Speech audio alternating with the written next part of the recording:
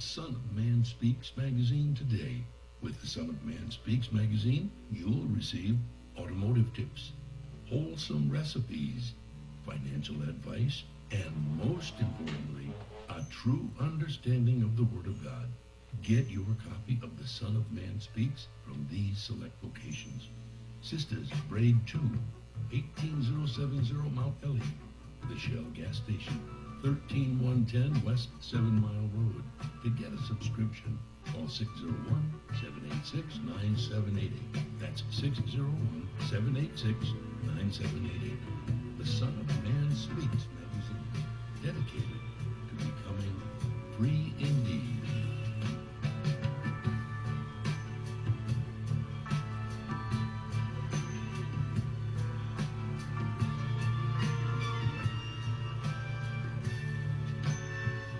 Attention, brothers and sisters, viewers and listeners, now available.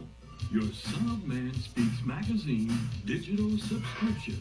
Your digital subscription to the Son of Man Speaks magazine will also include our monthly e-newsletter, both delivered to your inbox. If you have any questions regarding the digital magazine subscription or digital newsletter, you may send an email to Shabazz Printing at thenewnationofislam.com. That's Shabazz Printing at thenewnationofislam.com. Or call 1-601-786-9788. That's 1-601-786-9788. You can also subscribe online. Visit www.thenewnationofislam.com and click on the magazine tab to register for your online subscription. We would like to invite you to help support the efforts of the Unity and Rebuilding Fund. Visit the website at www.unityandrebuildingfund.com. That's www.unityandrebuildingfund.com. We often hear how we need to work together to rebuild the city, and we're actually doing it. You can make online donations and click on links to track the progress of the Unity and Rebuilding Fund. And for more information, 313-868-0000 is a local number. Again, 313-868-0000. Support the Unity and Rebuilding Fund. To make your online tithes, offerings, donations, gifts to the Son of Man through Cash App, make your payment to $New Nation of Islam. That's $New Nation of Islam. Or call 601-786-7056. 601-786-7056. I just used your other one though today because it was, look, it did 2 drips and I was like, oh, I can use my umbrella. My homegirl was talking about it. I'm like, don't talk about it. With our umbrellas, our customers are turning a drab day into a fab day. After all, representation matters. In other words, rain or shine, we've got you covered. Introducing Designs by Deej, your one-stop gift shop for all things handmade and unique. Our products range from our most popular umbrellas, blanket and pillow sets, handmade coasters, and other statement pieces that showcase the beauty of our melanin and natural hair in a beautiful and empowering way. You can find our brand at the sister shop locations in New Jersey and Atlanta, Georgia, or you can visit our website, www.designsbydeej.com. Again, that's www.designsbydeej.com.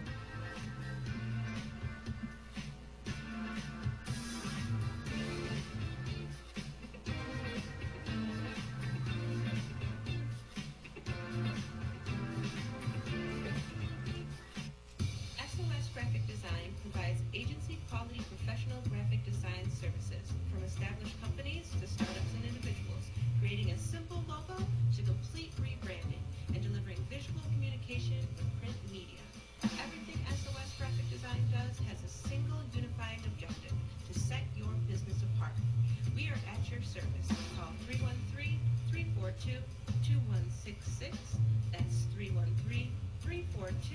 2166 or online at www.sosgraphicdesigns.com.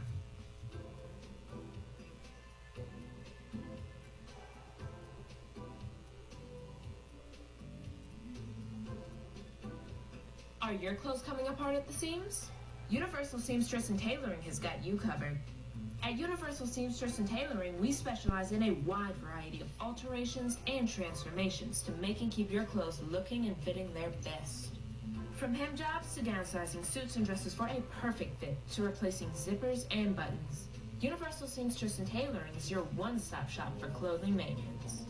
Also, do you have a logo for your clothes you'd like to wear? Universal Seamstress and Tailoring can put it there. That's right. At Universal Seamstress and Tailoring, we not only do alterations, but embroidery as well. Shirts, pants, coats, hats, even bags. If you can wear it, we can embroider it. So remember, whether it be alterations or embroidering you need, Universal Seamstress and Tailoring has got you covered. Universal Seamstress and Tailoring is located at 1404 Main Street, Fayette, Mississippi. Come and see us or give us a call at 601-786-0540.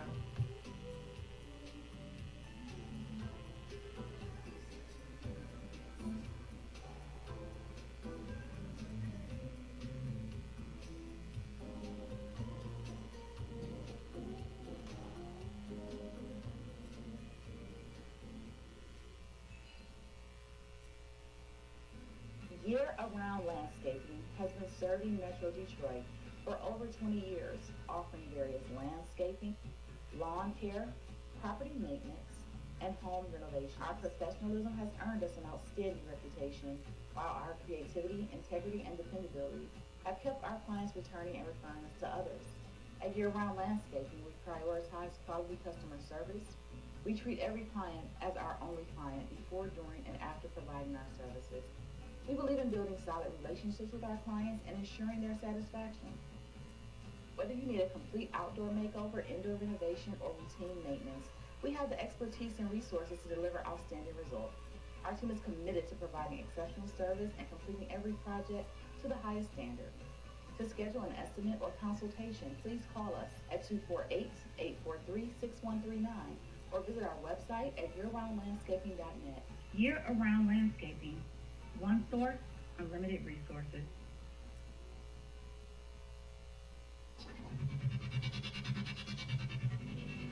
For elite carpet, floor, and upholstery cleaning, call Supreme Steam Cleaning.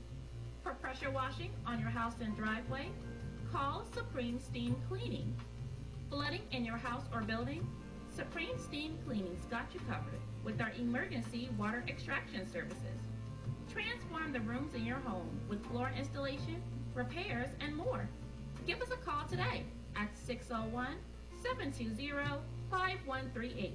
That's 601-720-5138. Visit our website, www.supremesteamclean.com, and follow us on social media at Supreme Steam Cleaning. When you need an elite team, call Supreme. For all facets of professional hair care and braiding, come to Sisters Braid 2, located at 18070 Mount Elliott in Detroit. We specialize in braiding and natural styles, knotless box braids, feed-in braids, scaled twists for men, women, and children. We specialize in all facets of healthy hair. Try our natural oils to keep your hair healthy. 313-826-0498 or 248-372-1738. Out of the pocket. 7 seconds. 6 seconds. Murray leads it downfield. Oh, man, the power's out again. You have reached Quality Construction and Engineering, your #1 emergency generator source. Power outages can be unpredictable, inconvenient, and disruptive to your life. With a backup generator, your life goes on uninterrupted with power when you need it. Not to mention the peace of mind of having your property suited to weather the storm. Whoever would have thought in Houston, Texas, that we would have an ice storm? It did happen, and that Sunday night when it came in, I got up and looked out the front door. Everything was pitch black. It was horrible. Something out of a novel or a science book that you had never seen before. Once the lights went out, my generator popped on. It ran 55 hours. The only one had lights. Get your backup generator installed with Quality Construction. We install both residential and commercial generators, so you're always covered.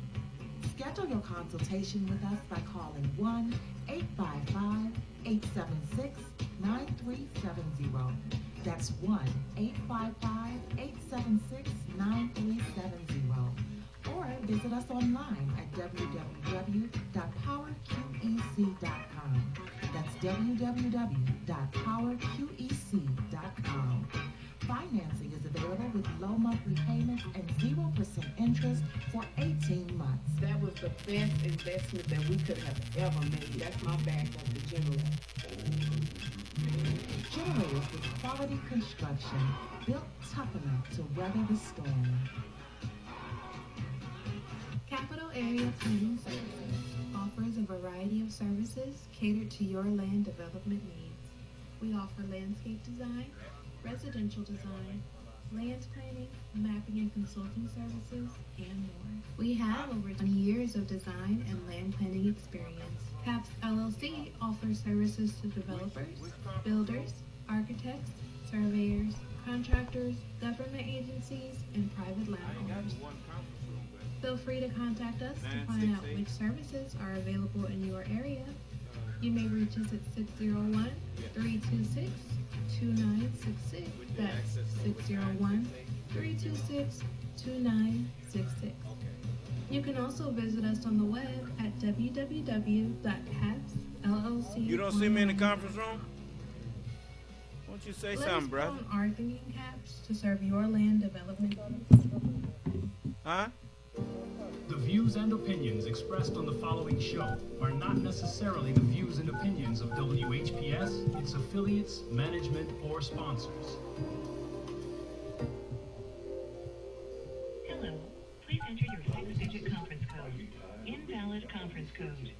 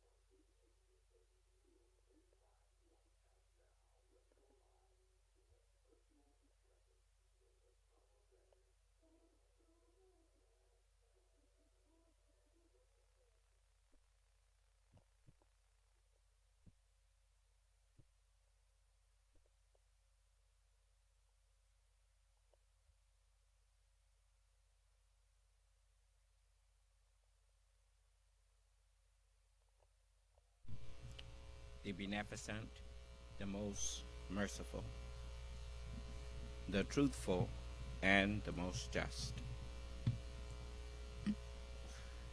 I greet all of you once again who are hungry and thirsty for the true understanding of the Word of God and for the truth in general.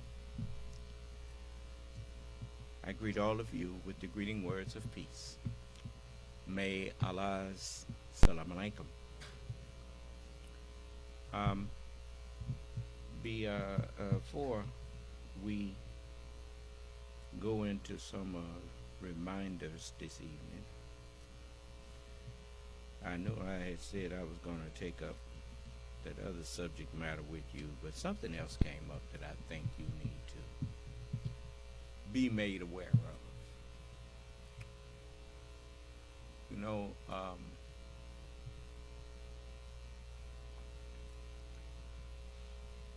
first, did we have anyone that I need to address something with? Somebody raised their hand. Okay. Call you in. May wa alaikum ala salam. So man, if Earth is traveling at speeds 2 times faster than a speeding bullet, how come it took so long for a solar eclipse to happen?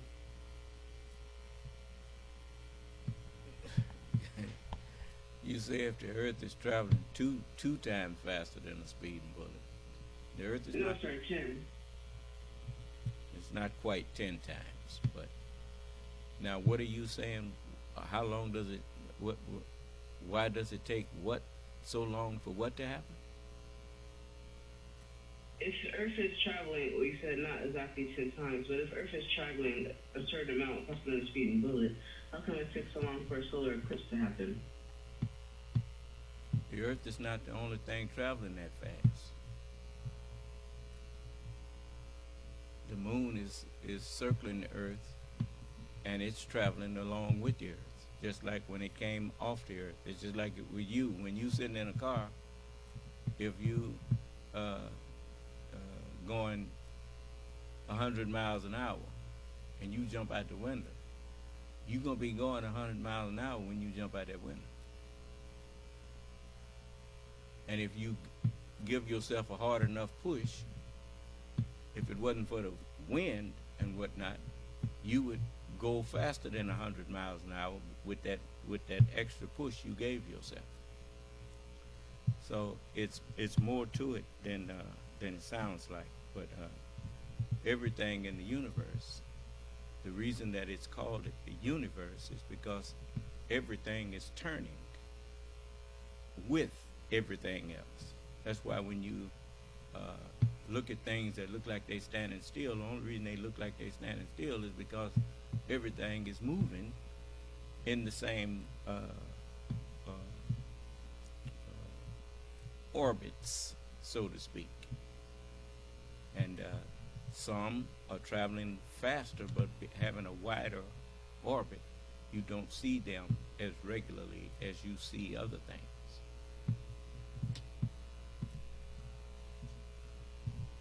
So that would be a good subject matter for you to take up with your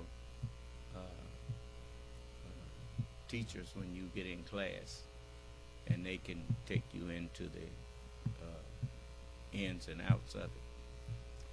But the Earth is not the only thing moving in the universe. Everything is moving.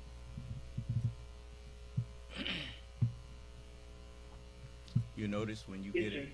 You notice if you driving in a car, and another person is in another car, and both of you all are traveling at 60 miles an hour, you can look across at the next lane at the car next to you, and that person that's in that car, long as they traveling the same speed as you, it don't seem like you moving because both of you are staying in the same relative position to each other. Do you understand?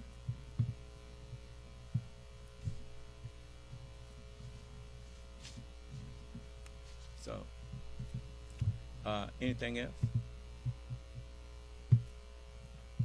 Okay.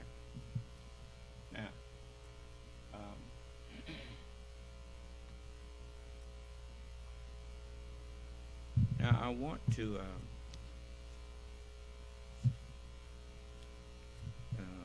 bring something to your attention here. I remember Minister Kareem was teaching us,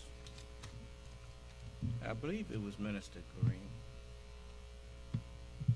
He was sharing with us a lesson on staying focused. And So he gave a little parable of a story of a centipede and a caterpillar.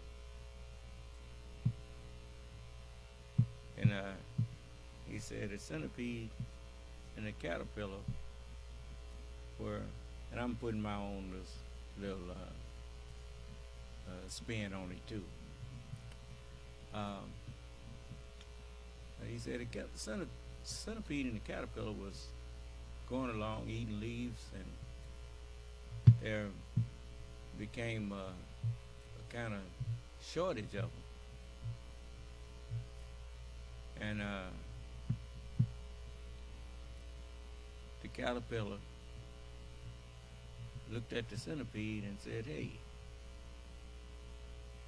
how many legs you got there?" And the centipede said, I never stopped to count them. So the centipede stopped and started counting his legs. And the caterpillar kept on going, and he got the abundance of what was left in the food. And so he left it like that. He said, you need to learn to stay focused on what you're doing, and don't be distracted. And so, you know, the internet was, you know, a caterpillar don't have as many legs as a centipede, right?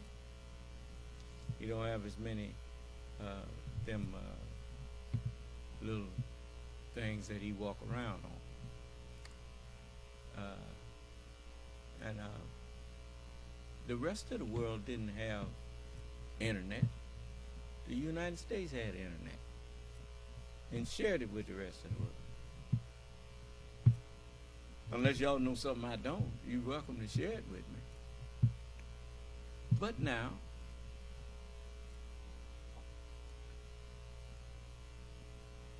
while you were on the cutting edge of all of the technological advances and whatnot, the internet has been used to do you like the caterpillar did the centipede. You done forgot what your whole purpose is. You done forgot that you can't be number one, and you cannot remain a beacon of hope or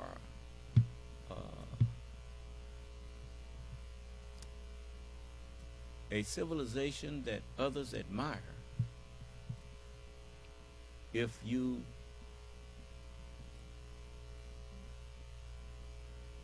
implode. Do you understand? So while you over here and your strength is now being used against you in judo they are one of the things that you learn in judo and karate too, but is to use the opponent's weight against him as he's attacking. As what is that Bruce Lee said, you be like water. He said, you be like water. You go in whatever shape it takes the shape of whatever it's in. And when people attack you, momentum makes them heavier. Then you can use that against them if you know how. Do you understand? So you already had the internet, which is a great means of mass communication. And now that great means of mass communication that you have is being used by propagandists and propaganda is being used on you to make you implode.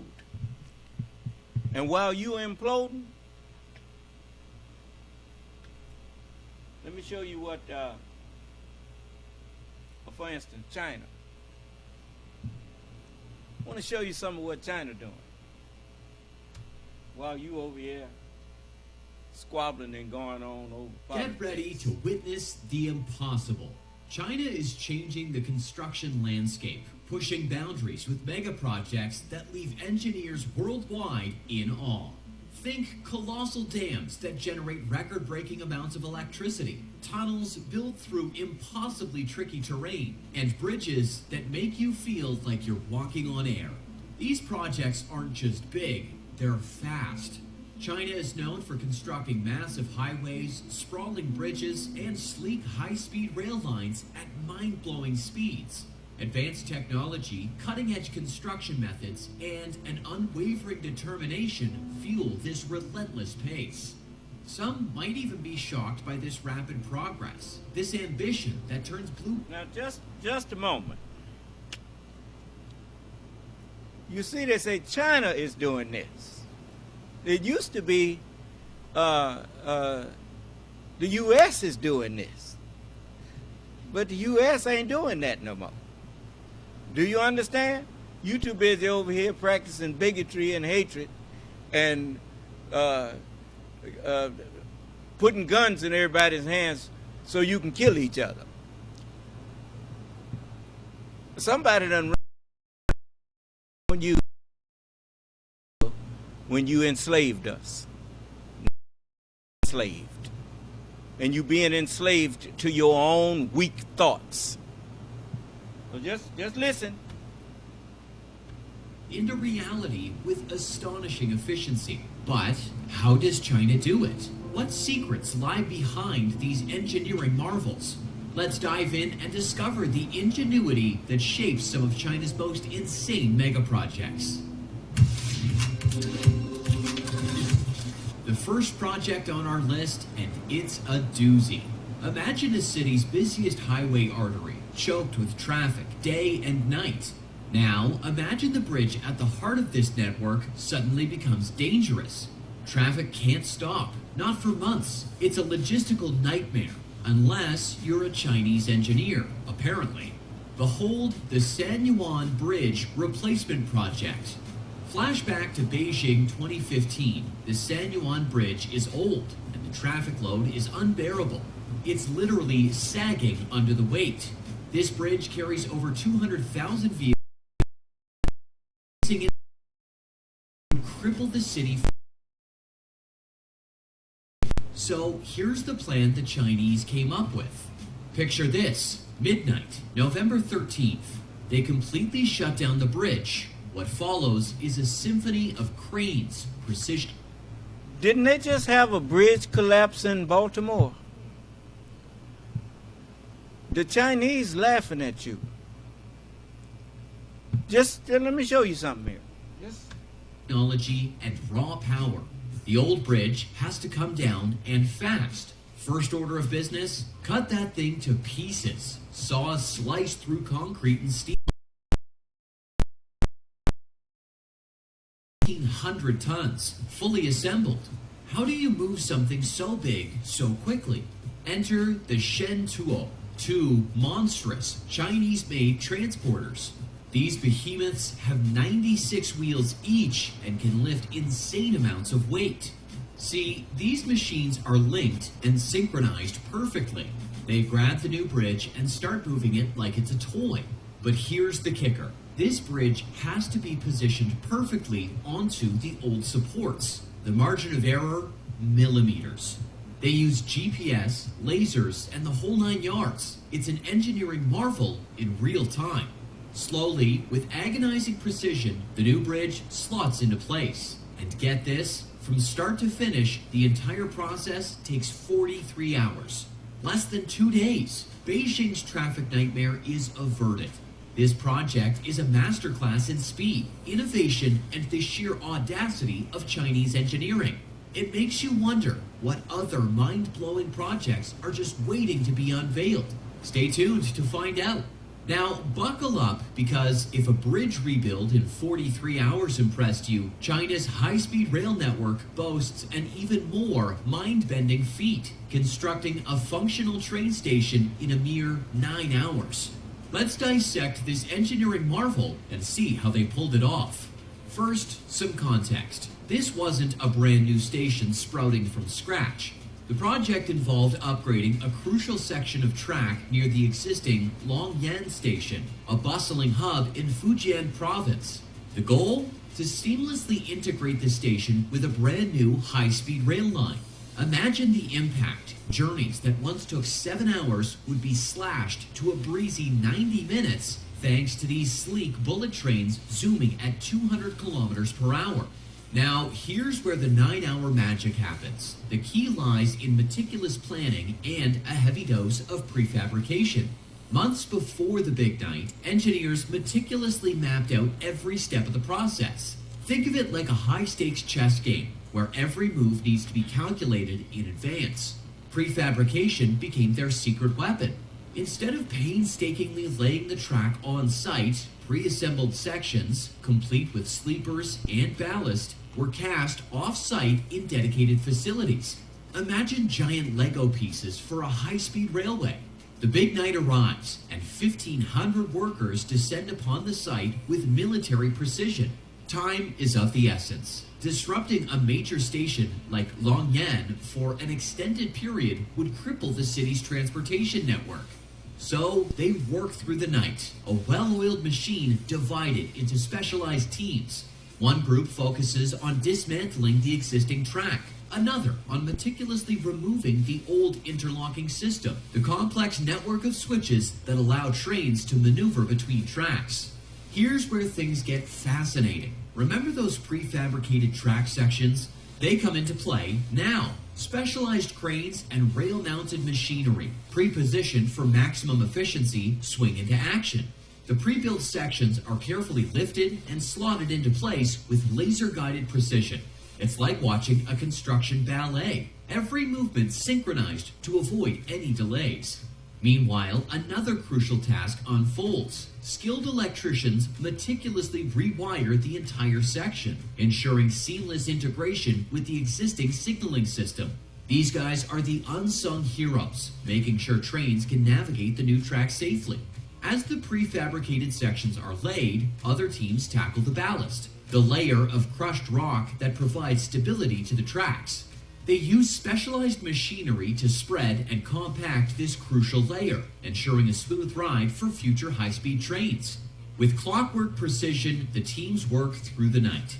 The old interlocking system is replaced, the prefabricated track sections are secured, the ballast is compacted, and the electrical connections are complete. As dawn breaks, they take a collective sigh of relief. The impossible has been achieved. A fully functional section of track, ready to handle the high-speed behemoths, has been built in a mere 9 hours. If you thought a 9-hour train station was impressive, buckle up. China took on a maritime challenge of epic into an economic powerhouse. Here's where engineering ingenuity meets ambition. This wasn't a simple water tunnel. Think of them as giant traffic interchanges in the middle of the ocean. Speaking of underwater tunnels, this project features one of the most complex ever built. Instead of boring through solid ground, it's made of 33 massive concrete sections, each weighing a staggering 80,000 tons. These sections were carefully lowered into place, forming a massive underwater highway. It's a testament to the precision and power of Chinese marine engineering. And let's not forget the logistics behind this mega project. Coordinating massive construction teams, specialized machinery, and the movement of building materials across land and sea over a 9-year construction period is a ballet of planning and problem solving. The result? A journey that used to take hours by ferry now takes a mere 40 minutes by car. The ripple effects are huge. Increased trade, a boost to the tourism industry, and the symbolic binding of major cities into a future regional powerhouse. The Beihetan Hydropower Station, a testament to China's clean energy ambitions, stands as another megaproject that reshapes our understanding of renewable power. This beast of a power plant boasts an installed capacity of 16,000 megawatts, capable of generating over 62 billion kilowatt hours of electricity annually. But the real story lies in the engineering feats behind its construction. Let's start with the heart, the turbines. Beihetan breaks records by sporting 16 gargantuan 1,000 megawatt hydroelectric turbines, the largest ever built. Forget numerous smaller turbines. This approach means lower installation costs, reduced maintenance, and a jaw-dropping energy conversion efficiency of 96.97%. But how did they pull off designing and building such behemoths? Deep within each turbine, a complex water guide mechanism dictates the incoming flow of water. It's a critical component for stability and efficiency. SKF's sealing technology plays a pivotal role here. By minimizing water leakage around moving parts, they've slashed theoretical leakage levels to a mere tenth of what's typical for such massive turbines. This ingenuity directly translates to greater power output. Now, let's venture outside the turbines. The force these machines generate is held back by a colossal 289-meter concrete arch dam, the height of a 100-story skyscraper. This isn't just about keeping a lake in place. This structure withstands an unimaginable hydraulic force of 16.5 million tons. It's meticulously engineered to function safely under extreme floods and earthquakes.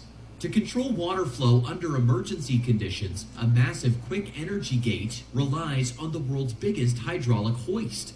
This beastly cylinder, with its ceramic-coated piston, can lift the equivalent of 800 cars. Inside, SKF's specialized spherical bearings ensure smooth operation and exceptional load-bearing capacity despite the harsh, humid environment. But it's not just brute force, it's about precision. SKF's sealing technology keeps this hoist functioning flawlessly, preventing hydraulic fluid leaks and protecting internal components. Specialized materials with anti-friction and anti-creep properties are vital for long-term reliability under the relentless pressures of this environment. The Beihetan Hydropower Station isn't just a source of clean energy, it's a marvel of modern engineering. From the awe-inspiring scale of the Beihetan Hydropower Station, let's shift gears entirely and focus on the lightning-fast construction of a medical marvel, the Huoshenshan Hospital, built in Wuhan, China in a staggering 10 days. Imagine battling a rapidly spreading virus with limited healthcare resources. That's exactly the situation Wuhan faced at the beginning of the COVID-19 pandemic.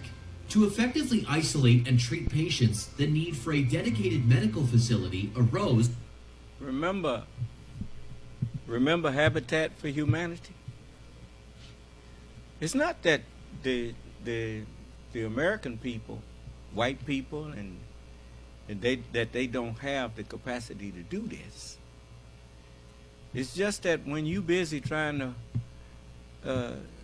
hold each other back and hold somebody down, you remember I told you can't hold nobody in prison unless you be there with them. The United States started the Industrial Revolution, but got sidetracked. Got to hold these niggas back. Yeah, but everybody else was moving forward. Watching you, Japan was reverse engineering stuff that they bought from you, and next thing you know, they done caught you and passed because you too busy disrespecting your father and your mother. Okay. Now look at you. This man put up a real hospital in 10 days. Just wait. Unparalleled urgency. The Huoshenshan Hospital wasn't built from scratch. It was strategically constructed on the pre-existing logistics site. This smart choice saved precious time on land acquisition and initial groundwork. However, the real marvel lies in how they transformed this empty site into a fully functional hospital in a mere 10 days. The answer lies in prefabrication, a construction technique where key building components are manufactured off-site under controlled conditions. No, the answer don't just lie in the prefabrication. The answer lies in the unity of them working together and got together and did it. Do you understand? They look like ants swarming on that train station and around that bridge and around it. Just it was thousands of them. But you rather put thousands of people in jail. You don't want to utilize your manpower. You want to enslave your manpower. Just like that clean energy thing that dam that they showed you that's curved in like that. And that way the water is pushing. It's actually designed for isometric strength as well as the other kind of strength, the design of it. And so the weight of the force of the river pressing against it is like isometrics, when you press against yourself. And it's using its own strength to hold it back. Do you understand? Man, but no, you Lego blocks, but for you got these people over here. They so smart that they figure out ways to make criminals out of their people so they can justify cages, putting them in cages. Do you understand? All them human resources going to waste. Because you're too damn stupid to recognize the humanity of your fellow man.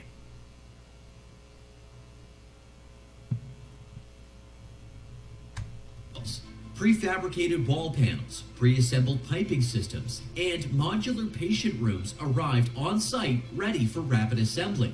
This eliminated the need for on-site bricklaying, welding, and other time-consuming construction processes. But prefabrication is only one piece of the puzzle. To achieve this rapid construction, a staggering workforce of over 7,000 skilled laborers worked around the clock. Imagine a well-oiled machine, electricians installing pre-wired panels, while plumbers connected pre-assembled units. This coordinated effort ensured minimal delays and maximized efficiency. Here's where the numbers become true. That's where education came in. They educate their people. You rob your people of education. You don't want people educated, just what they call them functional literates. They don't want you to know just enough so they can give you orders and tell you what to do. They don't want you to know how to do nothing. They used to have it right.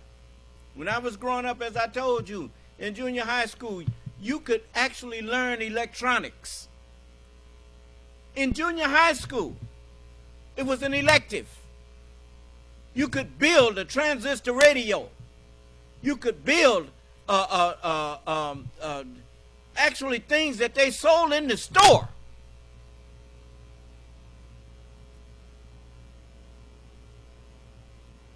Now you don't know how to build an eyedropper when you come out of school.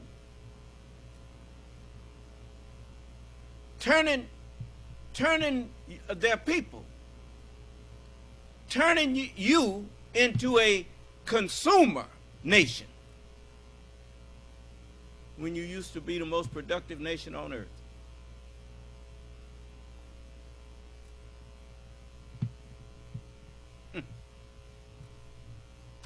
Staggering. The hospital sprawls across 34,000 square meters, boasting 1,000 patient beds spread across 2 floors. To achieve this in 10 days, workers laid an average of 2,500 square meters of prefabricated panels every single day. That's the equivalent of building a new house every few hours. But how exactly did these prefabricated components come together so quickly? Months before the outbreak, Chinese authorities had begun investing in... And they have that technology right here in the United States.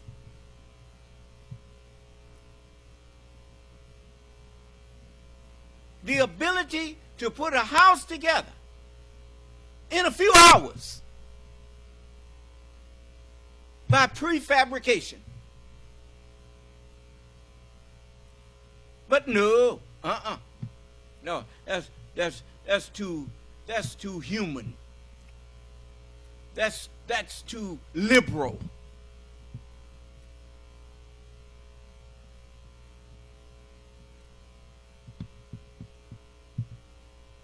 In the richest nation in the world.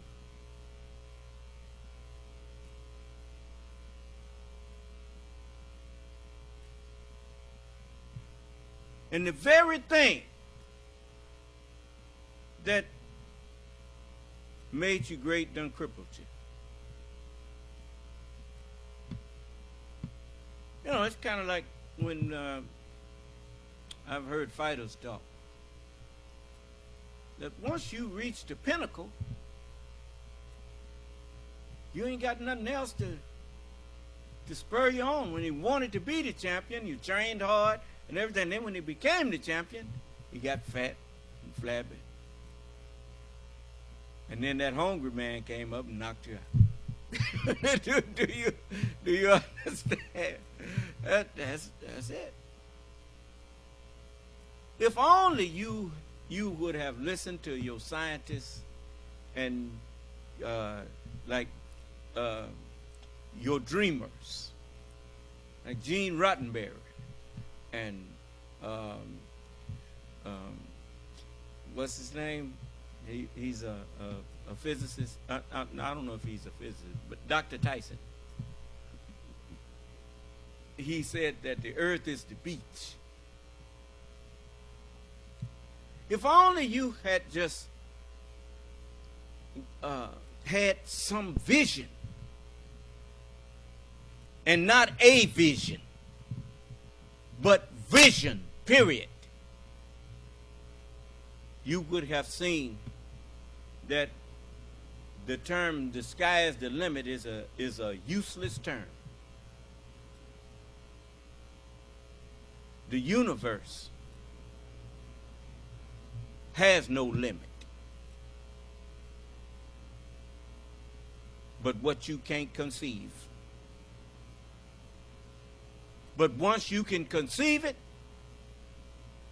that's why in the scriptures it says, with God, with the truth, all things are possible.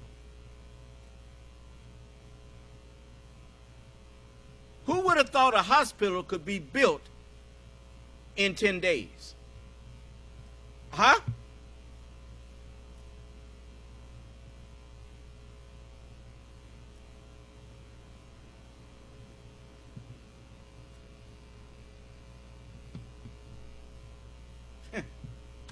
Fabricated construction facilities specifically for emergency response situations. These dedicated factories were already churning out Where'd they get that from? Remember Henry Ford? If you can build facilities that fabricate cars, you can have facilities that fabricate houses. And I ain't talking about no trailer house either.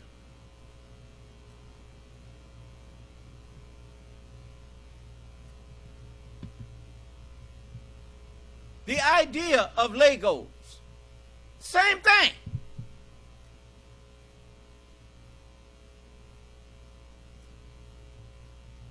But you can't do that when all you can think about is killing your neighbor.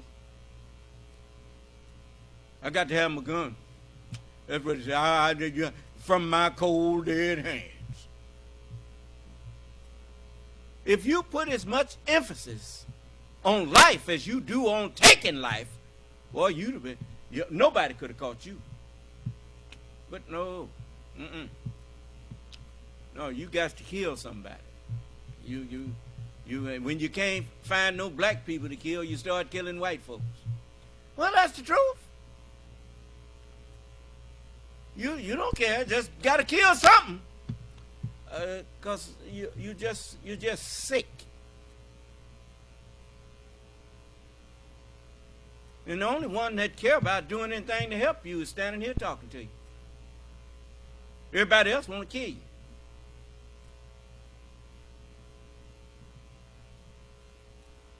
but I see great potential in you. History teaches that you have great potential. If you ain't too stupid to lay hold to it.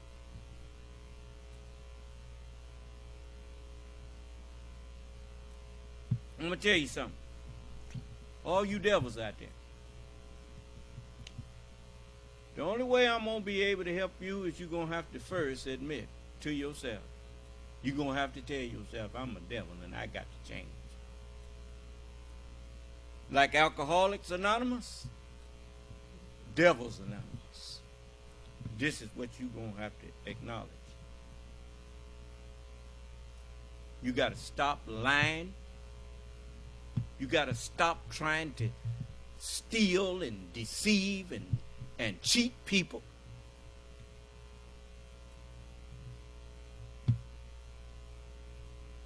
And if you're willing to stop, not only will you be forgiven, but I will help you.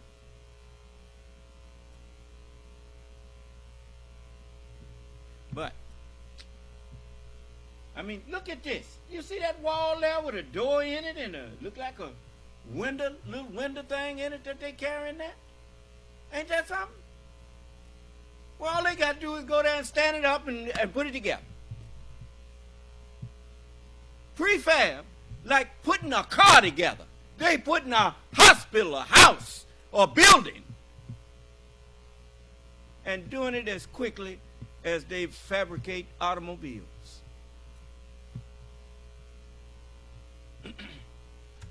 Wall panels, pre-configured plumbing units, and even modular operating rooms long before the crisis in Wuhan unfolded. This foresight proved invaluable when the need for the Huoshenshan Hospital arose.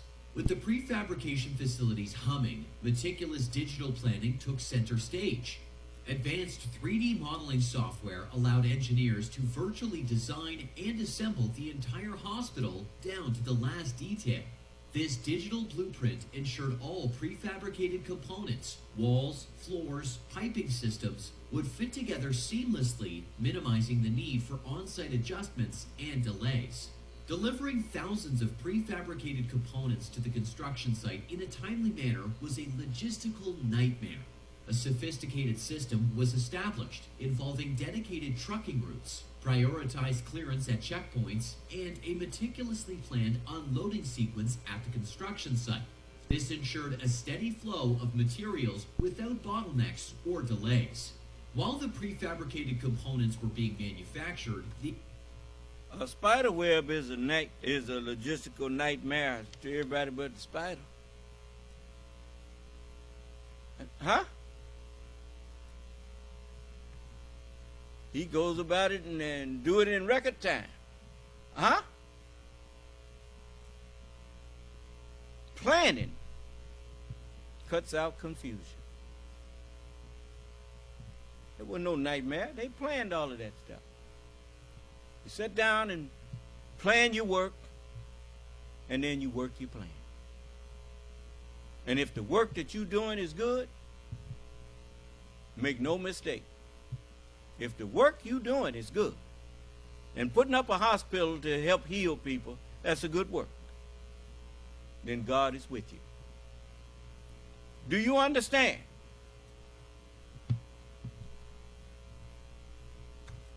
Logistics site was being prepped for rapid assembly. Bulldozers leveled the ground, foundation slabs were poured, and utility trenches were dug, all meticulously planned to minimize disruption when the prefabricated units arrived. The construction workforce itself deserves a standing ovation. Over 7,000 skilled laborers, including carpenters, electricians, plumbers, and ventilation specialists, descended upon the site. Each team had a specific role. Some focused on erecting prefabricated walls, others on connecting pre-assembled piping systems, and others on installing vital medical equipment. The division of labor and the workers' expertise ensured a smooth and rapid assembly process. The Huoshenshan Hospital wasn't just about speed, it was about functionality. Dedicated isolation wards with negative pressure ventilation systems prevented the spread of the virus within the hospital.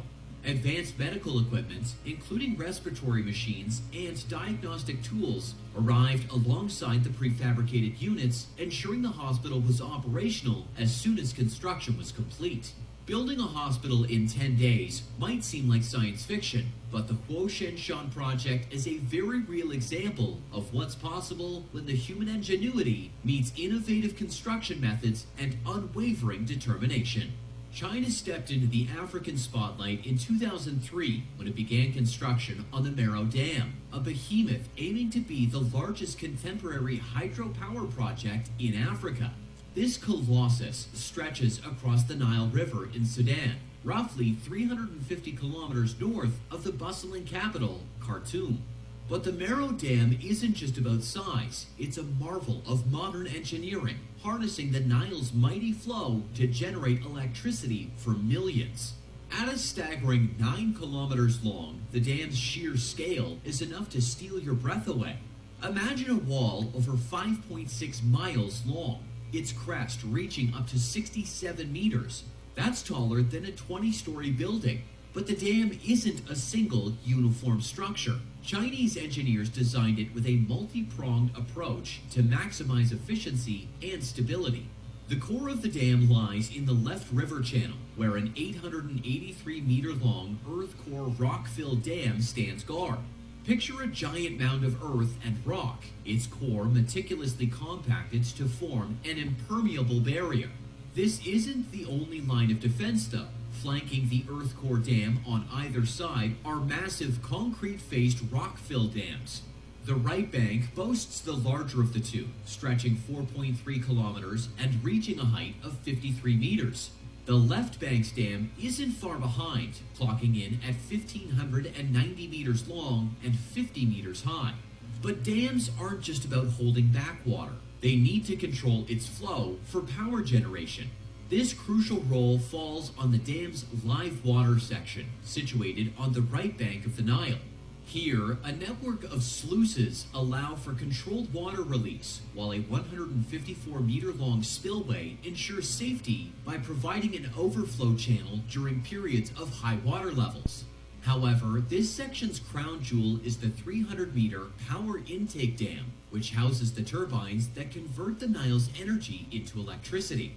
Speaking of turbines, the Mero Dam boasts 10 125-megawatt Francis turbines. Each of these mechanical marvels is designed to handle a flow rate of 300 cubic meters of water per second, a mind-boggling amount.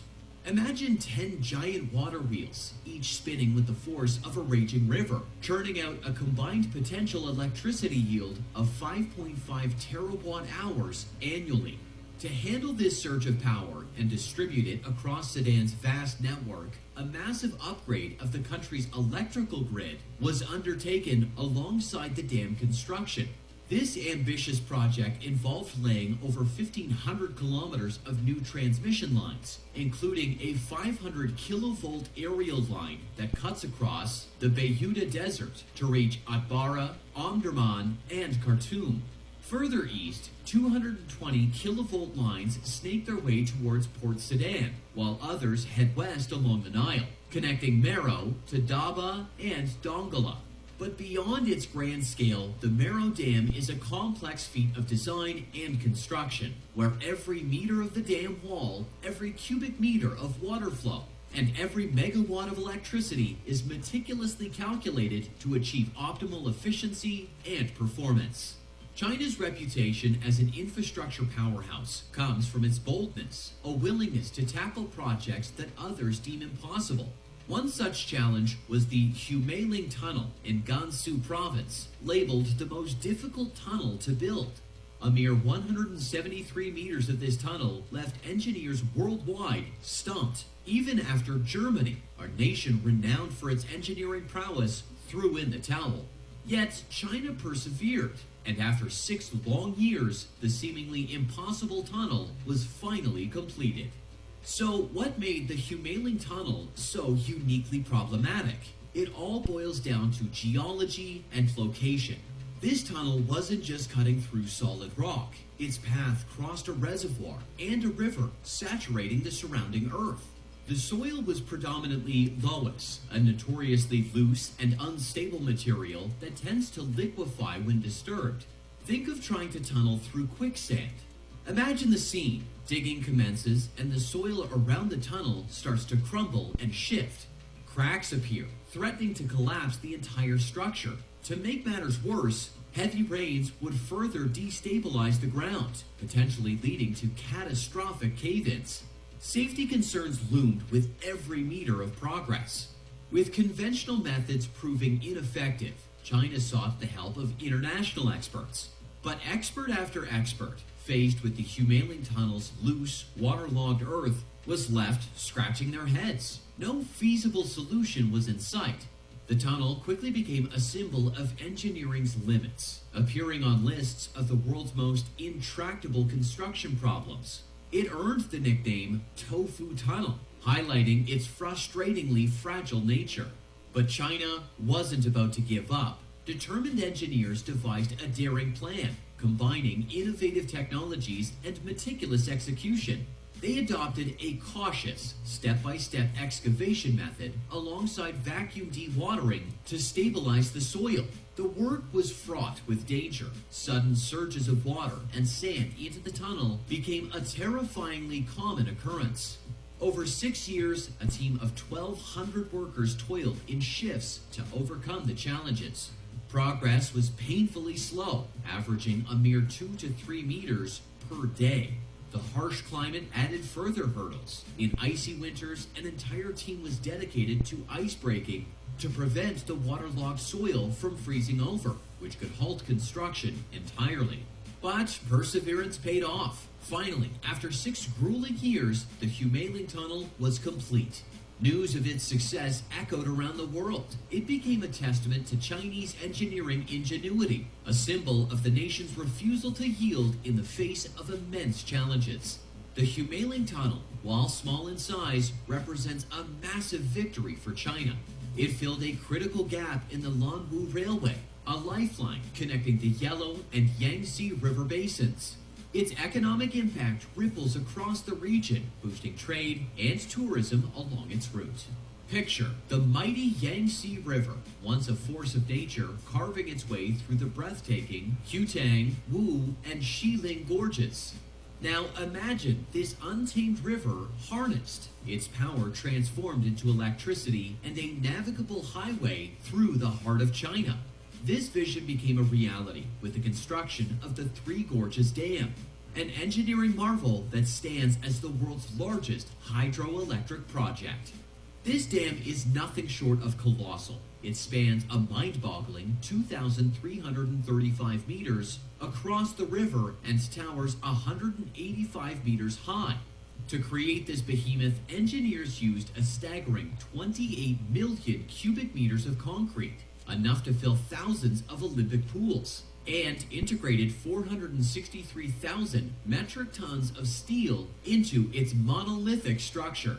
But the Three Gorges Dam isn't just about size. It's about reshaping a landscape to unlock the river's potential. The dam's construction flooded the 3 scenic gorges, creating a vast reservoir that stretches 600 kilometers upstream. This new deep-water highway allows massive ocean-going freighters to sail over 2,000 kilometers inland, from the East China Sea all the way to the bustling city of Chongqing. Think of the logistics required to navigate this massive dam. Engineers designed a series of 5-tier ship locks capable of lifting and lowering vessels weighing up to 10,000 tons. For smaller ships seeking faster transit, there's an even more incredible feat of engineering: the world's largest ship lift. This colossal elevator for boats bypasses the locks, ensuring swift passage past the dam.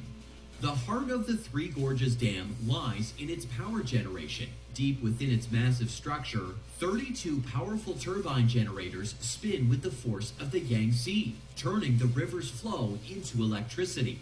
These turbines make the Three Gorges Dam the most productive hydroelectric power station on Earth.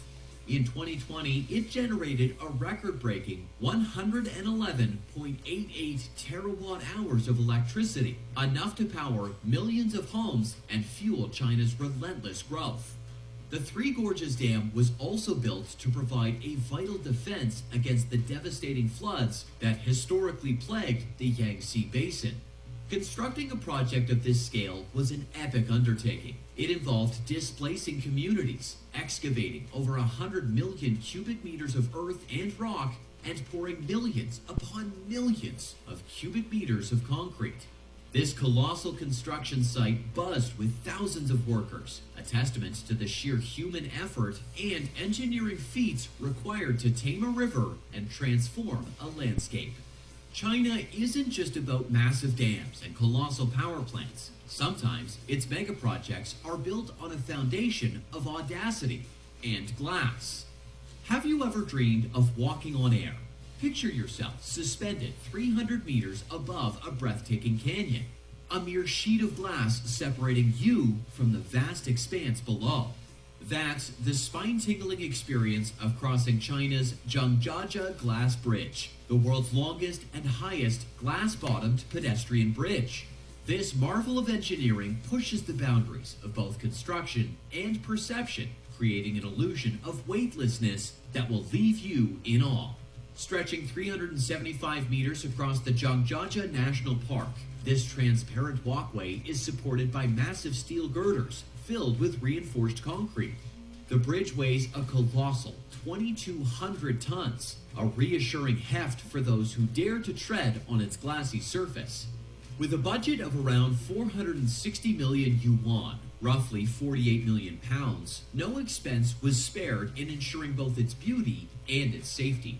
The true magic of the bridge lies in its glass deck. It's constructed from a triple layer of specially hardened glass, each layer a substantial 50 millimeters thick. This isn't the kind of glass that shatters at the slightest tap.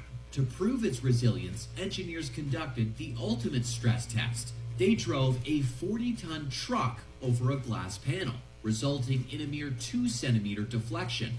They even invited people to smash the glass with hammers. While the top layer shattered as expected, the crucial bottom layers remained intact, an undeniable testament to the bridge's strength. However, building a see-through bridge at such heights presented unique challenges. Wind forces at that altitude are a major concern. The original design featured glass handrails, but that idea was quickly abandoned. Those railings would have acted like sails in strong winds, potentially destabilizing the entire structure. To combat this, discrete steel poles were used instead, allowing wind to pass harmlessly through and minimizing vibrations. Safety features go beyond the sturdy construction. Giant glass balls, each weighing a hefty 500 kilograms, hang beneath the bridge to dampen vibrations. Massive water reservoirs further stabilize the structure. Finally, strategically placed bends in the railings break up the rhythm of walking pedestrians, preventing the kind of resonant vibrations that famously plagued London's Millennium Bridge when it first opened. These features ensure that Zhangjiajie Glass Bridge can handle both the crowds of thrill seekers and the whims of nature. The result is a bridge that offers more than just a terrifying walk. Bungee jumpers can now plunge towards the canyon below, adding an extra layer of adrenaline to the experience. But what makes this bridge truly unique is its ability to make you feel like you're floating in midair. As you step out onto the transparent glass, the world seemingly drops away beneath your feet. The focus isn't on the bridge itself, but on the breathtaking expanse of the canyon, giving you a bird's-eye view that's both exhilarating and slightly mind-bending. It's a testament to the power of engineering and design, working together to create an experience that transcends mere construction and transforms into an unforgettable adventure. China's ambition knows no bounds. Now, you will find that the Chinese government, in one sense, has a something that the U.S. government can copy. The Chinese government won't let you just feed propaganda to its people. They know the dangers of that. The U.S. government used to didn't allow you to use the airways to spread lies. But these redneck Civil War losers that wanted to keep slavery, they figured out another way to attack the U.S. government. So they got in the government and started knocking down the safeties that protected the government and the way of life of a democratic republic. For instance, they removed the limits on what people could contribute to political campaigns so that all politicians now could be bought, could be paid for. And that low-down Antonin Scalia, what's his name? Scalia? When he was asked about that, he said, that's freedom of speech. And he chuckled. He died not long after that, but the damage was done. You know how they say money talks? And that's what he meant, freedom of speech. If there people want to contribute to a campaign, that's freedom of speech. And he laughed, thinking that didn't nobody know what that was about. I heard him. And whatever little respect I may have had for him, he lost that. Because I saw what he was up to. So, you know, when I didn't agree with W.D. Muhammad, I just left. I didn't do like he did with the messenger. I just can't practice that. I can't practice hypocrisy. I can't sit up and say I agree with you if I don't.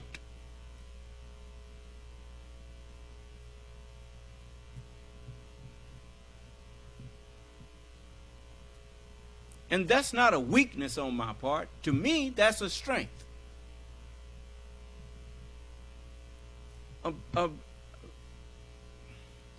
People know where I stand. And they know what I stand for.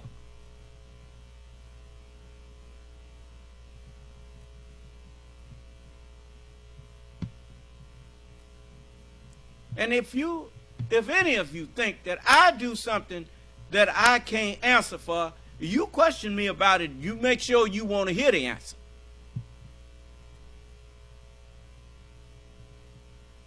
As the Holy Quran says, ask not questions that the answer to may give you trouble. For people before you asked such questions and became disbelievers therein. And if you ask in a day when the Quran is being revealed, you be given the answer. And there ain't be no blame on me. Should have kept your nose in your lane. I didn't hear you. So, now while they over there building hospitals in 10 days, and which tells you that if they wanted to give homes to all of their people, they could do it.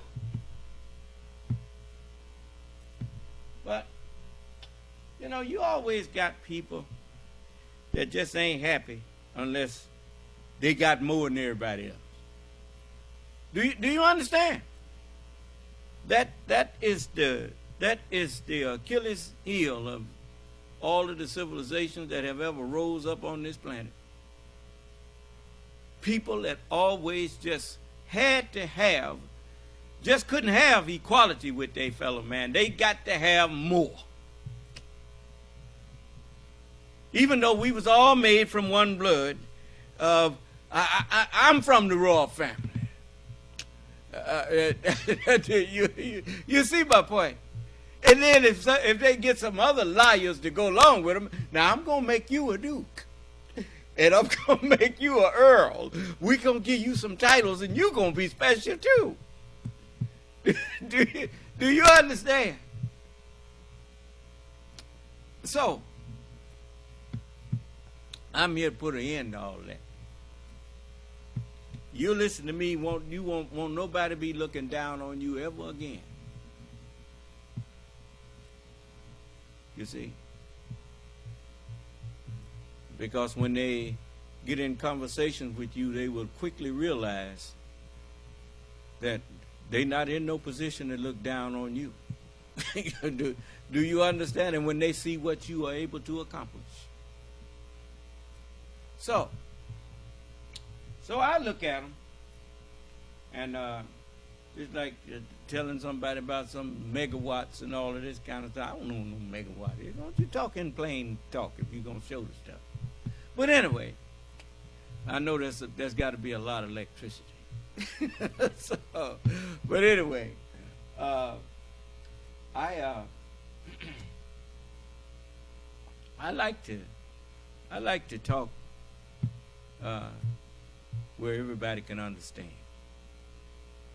You know, I don't like to do the slave master thing. Have a different language from people that haven't been to the school I've been to. You know, the true blessing of wisdom is that wisdom enables one to make complicated things simple. And so that is but now, why do you think most time when I'm teaching, if by the time I'm through with class or during the class, nobody ever has any questions for me? Not really. Because I truly am teaching. I don't just show you something. I show you how I got there. You see? Now, while China doing that, now, I'm not saying that China is innocent, because they've been feeding falsehood over here to you too. Like Russia. They give you all this falsehood. What they helping Donald Trump? Helping him for what? Helping him destroy the U.S.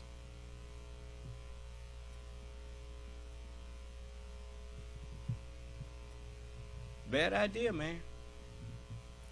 You know what the term people who live in glass houses should not throw stones?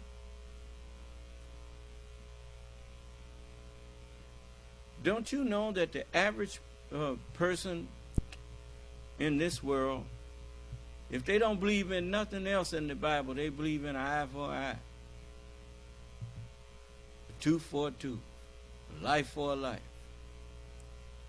That's why when you see people in court and they on trial for murder, the family members of that person that they murdered want them to be killed. Huh?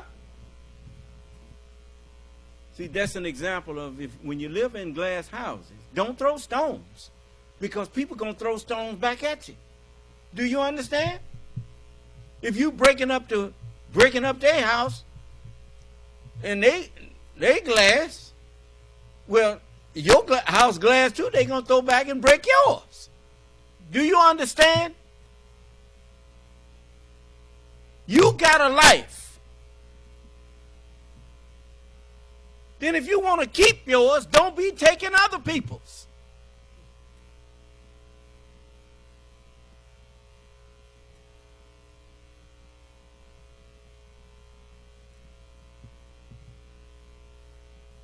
But let me show you something here.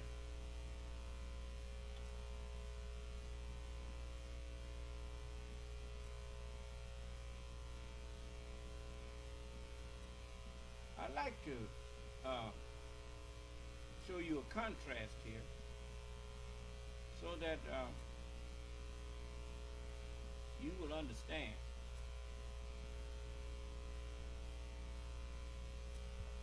That you killing your children. And when you killing your children, you sit up here and you pretend that you are for pro-life. That's why they don't want no abortions, they say. No, that's not the reason they don't want abortions. See, they want to kill off intelligence. And then take whole generations and re-indoctrinate them into false history and false beliefs, and they think they can go backwards to a time of darkness again. Do you understand? Look at what the teachings of this world has done to young people. Each one of these murders was a deliberate and planned act. Therefore, this panel finds that the death penalty is appropriate, should be, and is hereby given for each of the 4 murders by the defendant.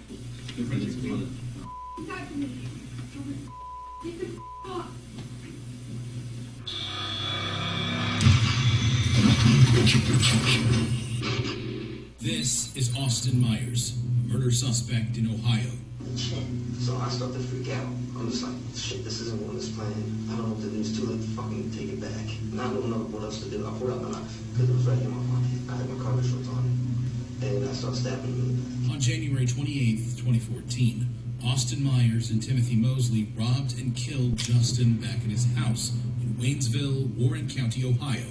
Justin's stepfather, Mark Cates, found their house in a mess and called 911. My safe is gone. My handgun that was on top of the safe is gone. Watches looked like it was a wreck. As per reports, Myers held Justin while Mosley tried to strangle him with a makeshift garrote. As the Navy recruit resisted the duo, Mosley panicked. Plan was, now, I didn't clean no blood. Right. I got him, like, right on the chin. So I started to freak out. I'm just like, if this isn't what it's planned, I don't know if it's too late to take it back. Right. And in desperation, Mosley stabbed Justin from behind. It never felt like it hit bone or like it was tough. It was just really in and out. Really? I had no time. I don't know exactly. No. Justin was stabbed a total of 21 times. During their interrogation, Myers tried to blame Mosley for the stabbing. Did you ever ask him why this suddenly happened? I didn't want to try to talk about it because he just killed one of my old friends in front of me, and he had a gun in his pocket, and I don't know why he killed him in the first place. Mosley, on the other hand, claimed that Myers was the mastermind of the murder robbery. After hearing him try to sell me out, make me look like I did everything. How would I know about the safe? How would I know about the money? Why would I put in the cold war? When he told me that. What did he tell you about? When he told me about Justin's house and his stepdad. Say he has a safe, he keeps it cracked open, and he has a gun and a lot of money. How much money did you think was going to be there? Also said a good couple thousand. So we were thinking, quick job, in and out, for about some money. A couple of $1,000. And it was one of them's friend. I mean, they knew the young man that they killed.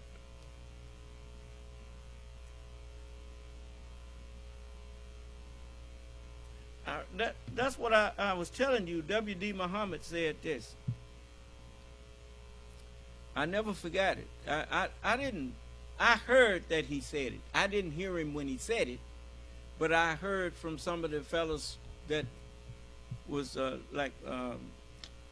this brother named Fahim Pasha. We used to work at the Shabazz restaurant together. And he said, the Imam said that the devil wear colors like we do clothes. And I thought about it. I said, he's right. You know, it made all the sense in the world to me. And so now here, this is white boys killing white boys. Youngsters. Because you done taught your children that murder is the answer to things.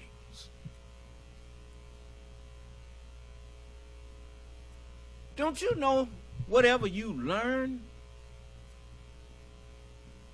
you intend to use? If you spend your time studying warfare, if you learn the science of war, if you learn boxing, if you learn to shoot, why are you learning to shoot? Why are you learning to box? Why are you learning to practice violence? Can you say you learning it so you can be peaceful?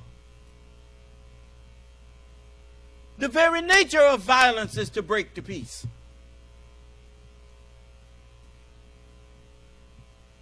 That's why the scripture says of the righteous, it says, I send you forth as sheep in the midst of wolves.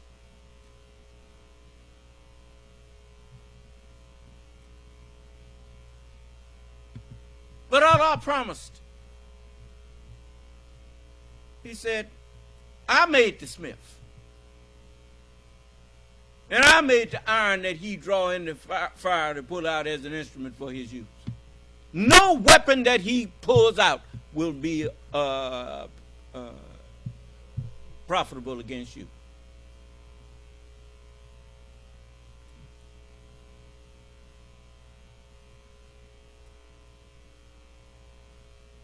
You done taught them how to kill, and now you surprised that they killing each other. I warned you.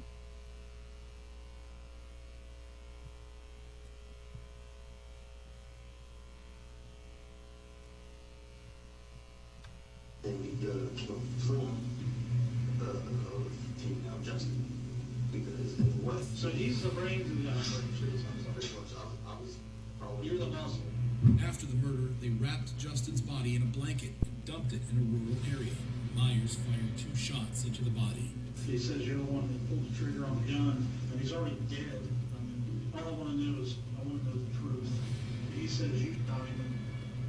He's very convincing. Did you shoot the gun, or did he? After being arrested and charged in court, Mosley reached a plea agreement in which he agreed to testify against Myers. He told the court about Justin's final moments. Obviously, Justin was trying to put up a fight, and he wasn't overpowering us. Justin was trying to ask us why. He was pleading to stop, pretty much begging for his life. What did Austin say in response to these questions and statements that Justin Back is making as he's attempting to kill him? In the lines of, it's all right, it's almost over. He then said that Myers wrote the plan to murder Justin in a notebook, which was presented in court. No mess. What's the significance of that? What did that mean? The idea of strangling him, that way it would create no mess, pretty much be an easier job to handle. The defense argued that it was Mosley who had planned the murder and took the plea deal by falsely testifying against Myers. Timmy's got a reason to lie. You heard about the plea agreement, contract. Timmy has a reason to save his own skin at this point. Justin's parents didn't hold back in court when they appeared before Myers. Austin could have stopped it, but tells Justin, it's okay, it's almost over. You could have changed your mind many times, but you didn't, especially when Justin was begging for his life. I'm going to stand up here and tell you how much I hate you. That is without question. I would just hope that every time you close your eyes at night, you see my son Justin. Before his sentencing, Myers took to the stands and addressed the victim's parents. I'm sorry that this happened. And I know that doesn't bring Justin back, but I'm sorry. He apologized and said he regrets killing Justin Back. I hate for any family to go through such pain and suffering as this. Myers then asked the jurors to spare his life for his family's sake. If you choose for me to die, it's only going to cause more pain and suffering for another family.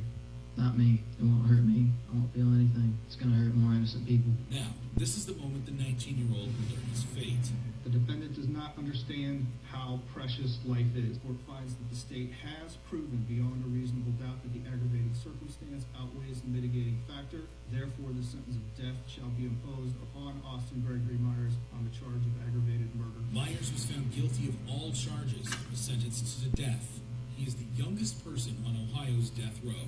While Austin Myers was sent to death row for killing his best friend, how does it compare to murdering a mother and her daughter? Like in the case of Marlon Joseph, a double murder suspect in Florida. Murdering a mother in the presence of her own child, and then chasing that child out in the street like a dog and shooting her 5 times. On December 28, 2017, Joseph shot and killed Kalada Crowell and her 11-year-old daughter Kyra England in their home after a dispute between his daughter and Kyra. According to police reports, Joseph first shot Crowell in the head and then chased and shot Kyra 5 times. Joseph then went on the run for 5 days. His mother pleaded with him to turn himself in. Son, I love you. You know I love you. But can you please just turn yourself in? Joseph was soon arrested from a nearby apartment complex. Legal analysts called it a particularly heinous crime. Marlon Joseph deserved the death penalty. Murdering a mother in the presence of her own child, and then chasing that child out in the street like a dog and shooting her 5 times. I believe it was 3 shots in the head. Those are gruesome facts, and you know, when you commit an offense like that, you are the poster child for the death penalty. Now it was time for Marlon to learn his fate. Marlon Louise Joseph, you have not only forfeited your right to live among us, but under this law of the state of Florida, you have forfeited your right to live at all. Joseph was found guilty of all charges and sentenced to death. And on that date, you shall be executed in a method provided by Florida law. While Marlon Joseph was sent to death row for killing a mother and her daughter, how does it compare to targeting and murdering 2 people at random? Like in the case of Dexter Johnson, a robbery and murder suspect in Texas.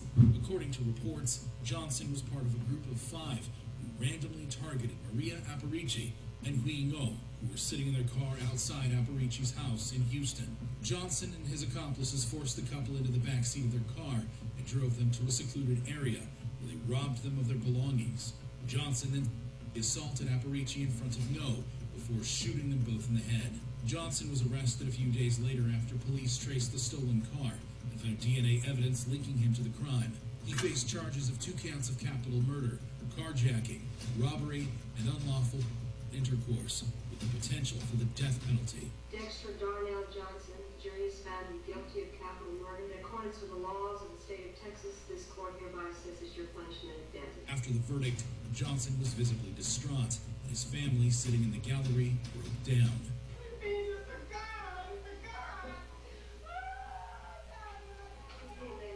Suddenly, Johnson sprang from his seat and lunged towards the victim's family before being quickly surrounded by officers.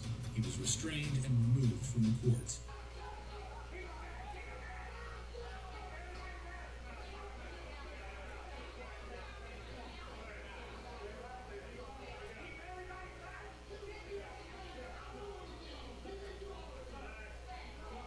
Johnson was 18 when he was sentenced to death. 13 years later, in 2019, a federal court halted the execution of Johnson, citing him being intellectually disabled and therefore ineligible for the death penalty. While Dexter Johnson was sent to death row for his mindless double murder, how does it compare to killing a friend in the pretense of sneaking out? Like in the case of Aiden Fucci, a murder suspect in Florida. Why am I here? I just want to talk to my mom and dad. What's going on? What's going on? As per reports, Aiden Fucci stabbed and killed his 13-year-old classmate Tristan Bailey in a wooded area near their homes in Bailey, Florida. CCTV footage showed that Tristan was last seen with Fucci on the night of her murder. Show the 2 subjects walking from top left to top right, and they're traveling in direction east towards the cul-de-sac of Southside.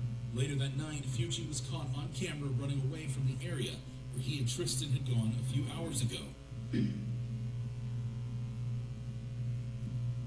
can see that he's carrying something in his hands.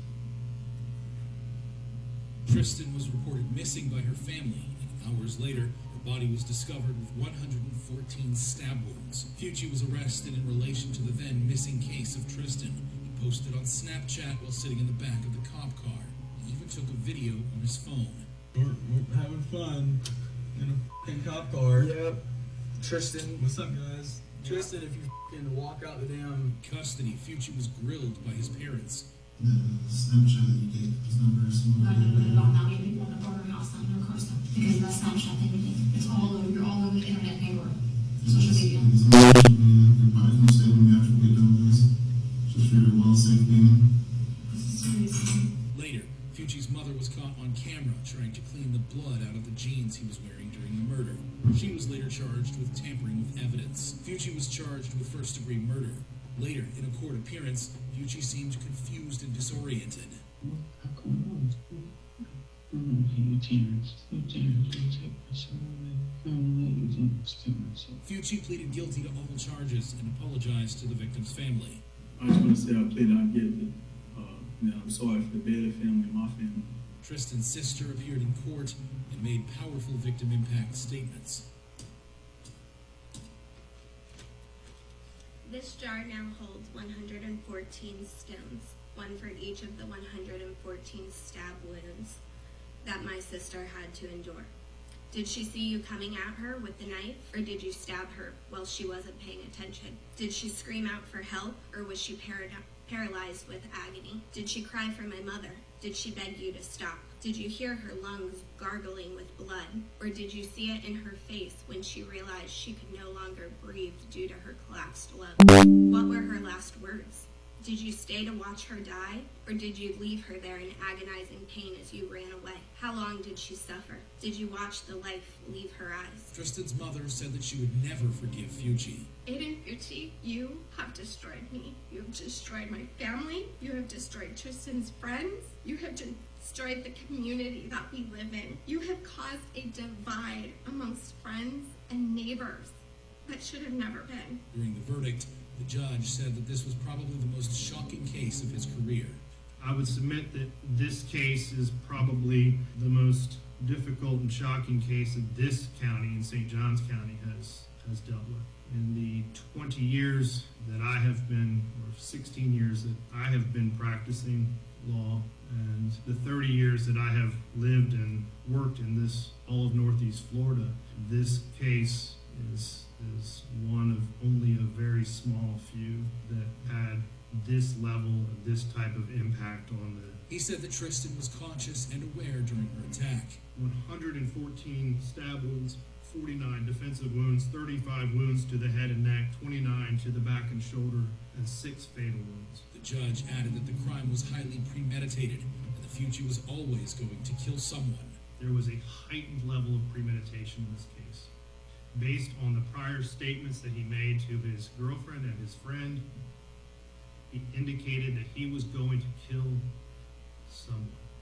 At which point he determined that it was going to be Tristan Bailey, I don't know. But there was going to be a victim. The judge also said that this crime had no reason. He added that Fucci killed Tristan only to satisfy his desire to see what it was like to kill someone. Also very troubling is that this crime had no motive.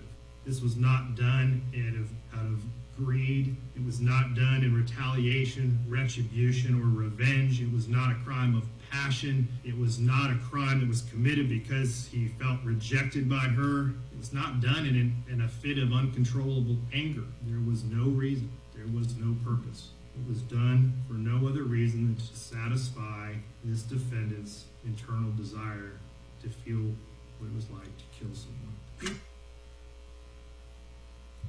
That's what you teaching your children.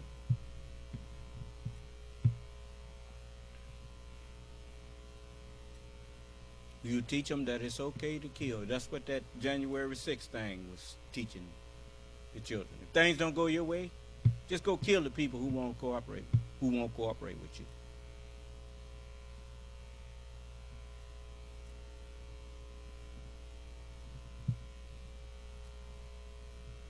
Allah gonna pay you back your mockery. You watch what I tell you. You getting it back. sentenced to life in prison without the possibility of parole. He was just 14 years old. Mr. Fucci, having entered a plea of guilty to the crime of first-degree murder, I adjudicate you guilty of the premeditated first-degree murder of Tristan Bailey. I sentence you to life in prison. While Aiden Fucci was sent to life in prison for brutally murdering his friend, how does it compare to committing multiple murders in a place where people go to study? Like in the case of 24-year-old Nicholas Cruz, a mass murder suspect in Florida. Hello. My name is Nick, and I'm going to be the next school shooter of 2018. Location is Stone Douglas in Parkland, Florida. It's going to be a big event. And when you see me on the news, you'll know who I am. You're all going to die. Cruz shot and killed 17 people and wounded 17 others at Marjorie Stoneman Douglas High School in Florida. Before the tragic incident, Cruz made several videos of himself revealing his plans. And we'll all die. Alright, here's the plan. I'm gonna go take Uber in the afternoon before 2:40. From there, I'll go to school campus, walk up the stairs, load my bags, shoot people down at the main courtyard, wait, and people will die. Days before the attack, Cruz was caught practicing shooting in his backyard. During the attack, students and staff hid in corners and cupboards to avoid being shot. The staff and students who survived the massacre did so by hiding in corners and cupboards. Cookery teacher Ashley Kerr had nearly 70 children in her classroom while the shooting went on in the corridor. Just minutes after the shooting, Cruz could be seen calmly ordering an icy from a Subway nearby.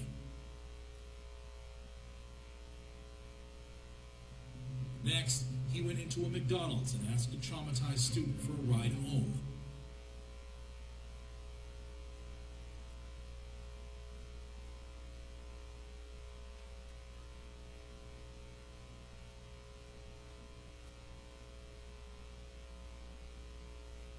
Cruz was arrested and charged with 17 counts of murder and 17 counts of attempted murder.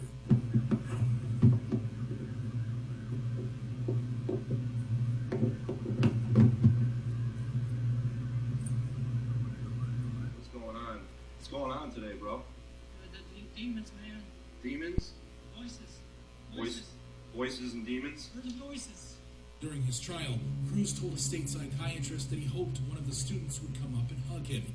He was shooting other people. At one point in the interview, he suggested that, maybe he had hoped one would hug him. He also suggested at one point that he understood that they might have fear or run from him. Cruz also said that he hoped his victims would scream more instead of just passing out. I thought they would scream. That's more like they pass out. Okay. Pass out and just blood just pouring out of their head. Okay. It was really nasty. The victim's father said that he sat with his attorneys and saw the video of Cruz killing his daughter. And I sat with Attorney Sachs, and I watched you kill my daughter on video. A teacher who survived the shooting called Cruz a monster and wished he died sooner than later. You don't know me, but you tried to kill me. I will have a scar on my arm in the memory of you. And he's a monster that was made by all of y'all that's sitting up out there talking about how much you love your gun.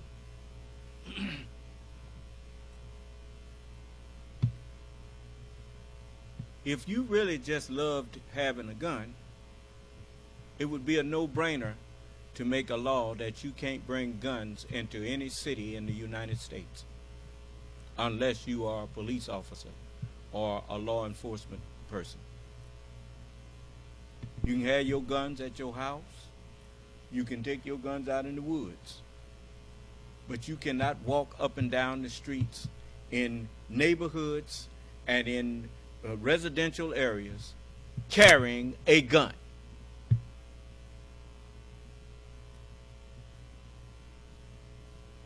But especially not in city limits. But you just want, the people who controlling your government is leading you to the slaughter, teaching you to slaughter each other, putting it in your hands, and then trying to wait and light the match, like what Donald Trump did, incited insurrection, incited a riot to go to the Capitol. Told them, you're going to have to go there, well, I'm going there with you, and you're going to have to fight like hell if you want to keep your country. Ain't that something?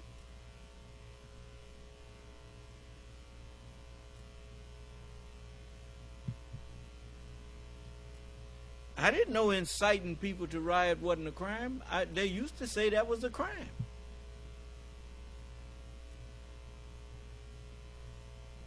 Look what you're doing to your children. You talking about you love white people and what? You remember I told you people that claim to love one race and that they lying? See, because I love my family, I don't go around mistreating other folks' family.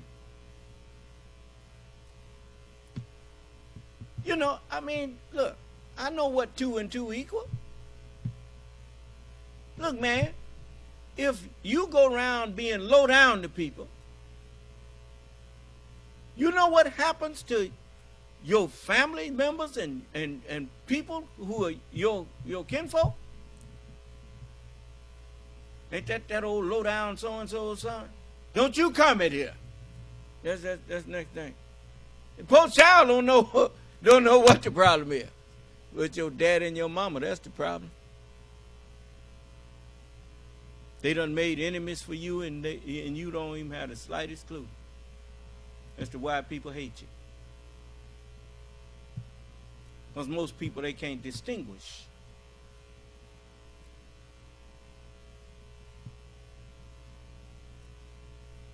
I can't stop you from hating me, but I can sure stop you from being justified to hate me.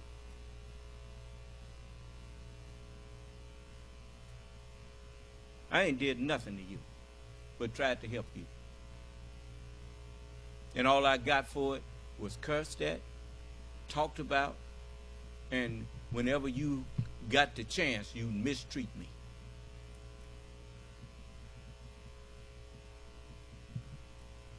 And you gonna pay for it. I don't have to answer for what you do to me. I only have to answer for what I did to you. But I do know I have to answer. Do you understand? And by knowing I have to answer, I'm very careful how I treat you.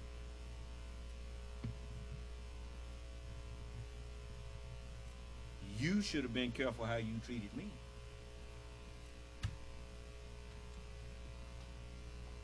To your gun at me, ingrained in my brain forever. I see you in my nightmares and in my daydreams, and not a day goes by that I don't think about that horrible day. Because of you, I check for all exits wherever I am. Because of you, I think of the worst case scenario for myself and my family. Because of you, I will never feel safe again. I have no forgiveness in my heart for you. You are a monster with no remorse, and every breath you take is a breath wasted. I know she ain't lying. Cause I got broke, almost, I think I fractured one of my knuckles fighting in my sleep because of things that I've went through with people. Do you understand?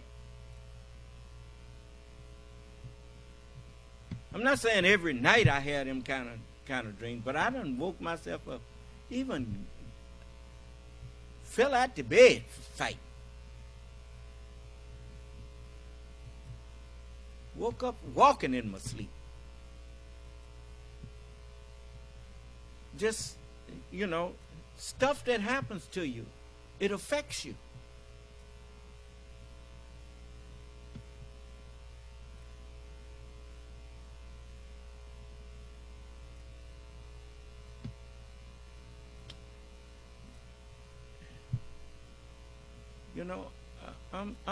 You know, it's by the grace of Allah that I have a peaceful life, basically.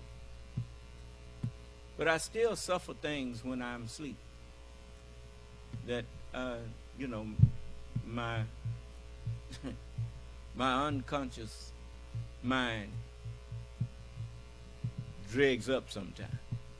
Do you understand?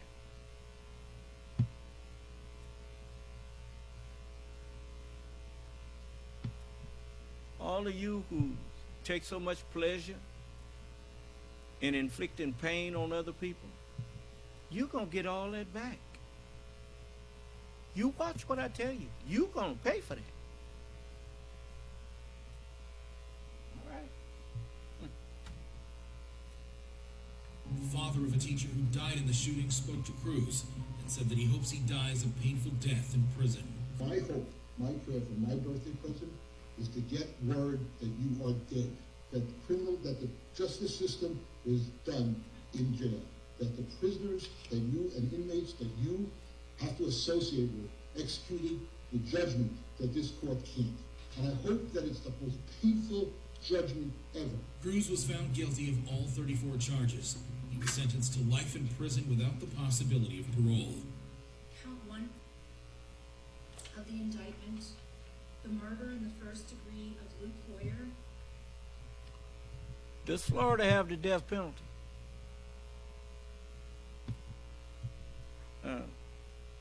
Siri, does Florida have the death penalty? One moment.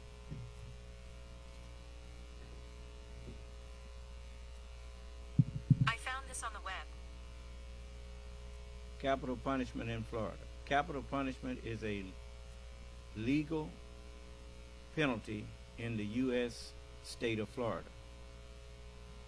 Okay, they got it. But she decided that she wasn't going to give it to him. But I'm going to tell you something. In some cases, even though I have the authority to forgive people, and I don't like people having to be murdered or killed, but in some cases, when people have no remorse for the evil that they have done and whatnot, that's like a cancer that has gotten so malignant in your body that the doctors can't do nothing when they're trying to operate on you but close you back up because ain't nothing they can do. And then they just, that's the end. They make you comfortable in hospice until you just die. And that lethal injection thing, that's a mercy. Rather than have somebody just walking around here crazed with devils in their head. So all who've given yourself over to let the corrupt mind just gain mastery over you, you don't have much longer. The scripture says, yet a little while and the wicked shall not be. Yeah, thou shalt diligently seek his place and shall not find it. It also says, when the wicked spring as the grass, when they spring up like grass, and when the workers of iniquity, the workers of sinful activities and the doers of sin just flourish, it is because they are about to be destroyed forever.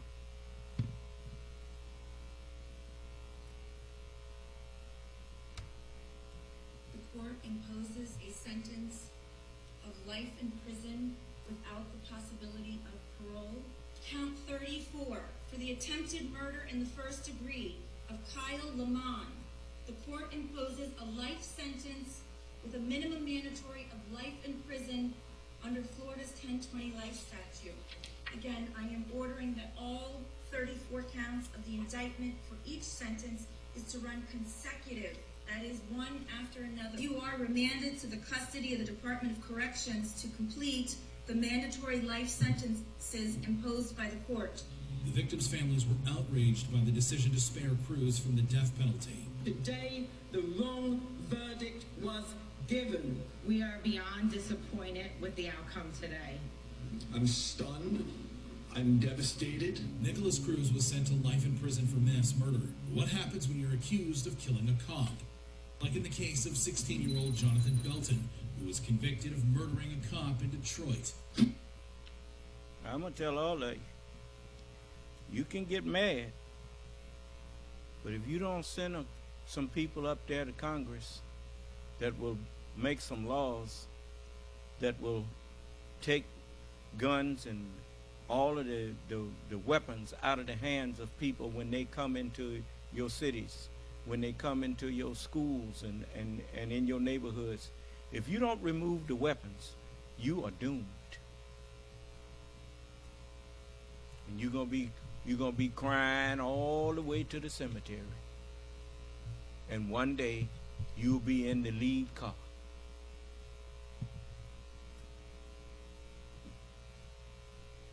So I ain't gonna belabor this. I know you done got kind of weary of me showing you these things.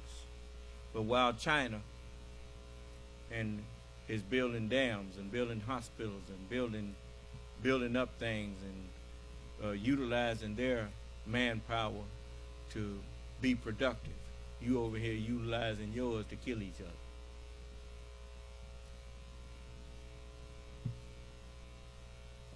At one time, you were the envy of the nations. And now look at you, everybody shaking their head at you.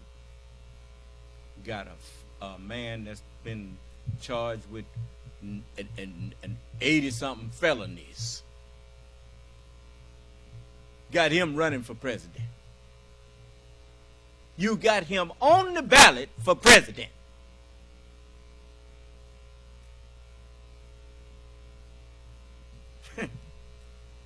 You call yourself supreme? You say white supremacy? You are a supreme idiot. I would not dare. If this was my country, let the world see me in such disarray. You ain't got no pride, man.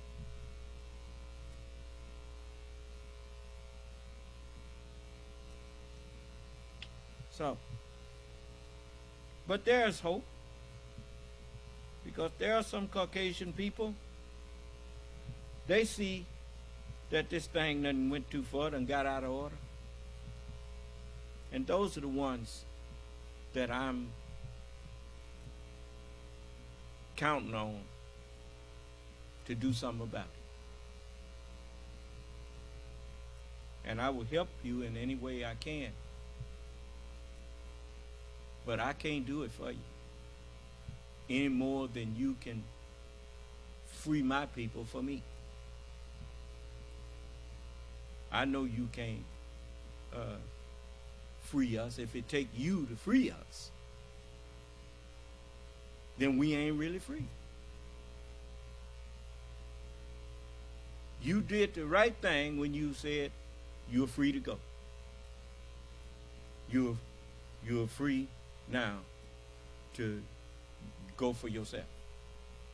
Okay, well, as the messenger said, what more do you want? That's all we want was freedom to do for self. That's what he said.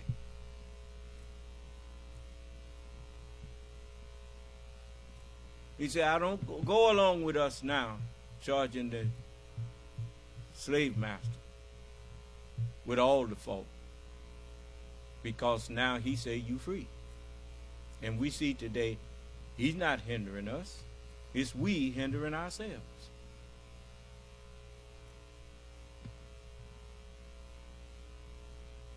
So they are not to blame today.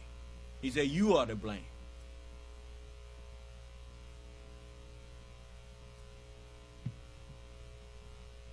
So, does anyone dispute that?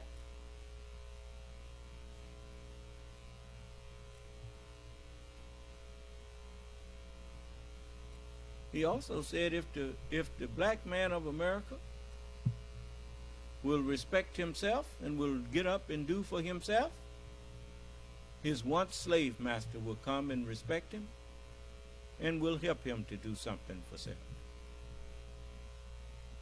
I bear witness. You know, I've had Caucasians come to me, and after I go to them for something, and be very apologetic.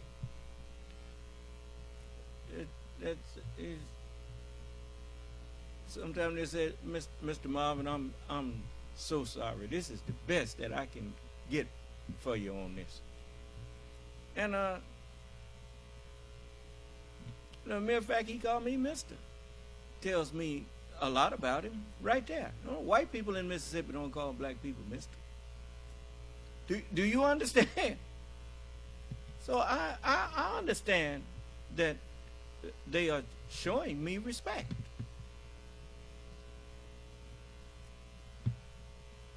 And I will also always show them respect. You know, it wasn't their fault it wasn't all their fault of what they did, because we made them and taught them to do it. One of our people made devils out of them. So we can't charge him with all the fault. And so the messenger was right. He said, if you say he's not righteous, he will tell you I was not my maker. And that'll stop your mouth. And it sure did stop my mouth, because I had to think over that. So,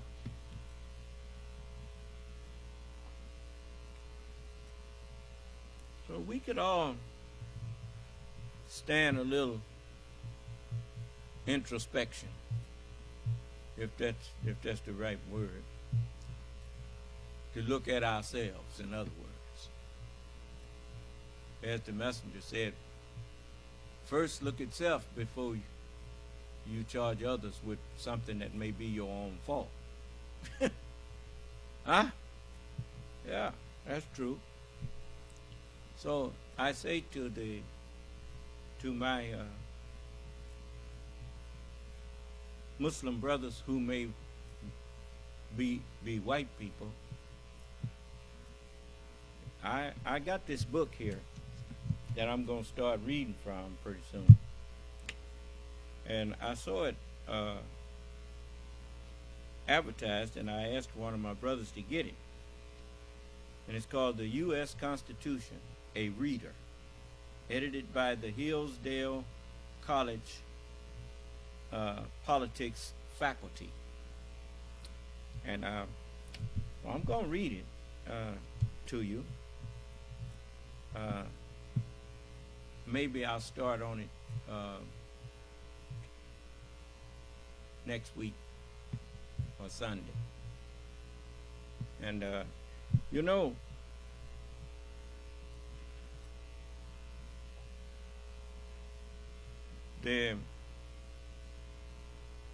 we done seen enough of these youngsters, black and white, murdering people. So it's enough blame to go around. What do you think? You think it is? I do. So, you know, we all love to, and I'm going to tell you something, all you mothers out there. If you really love your sons and daughters, correct them when they're wrong.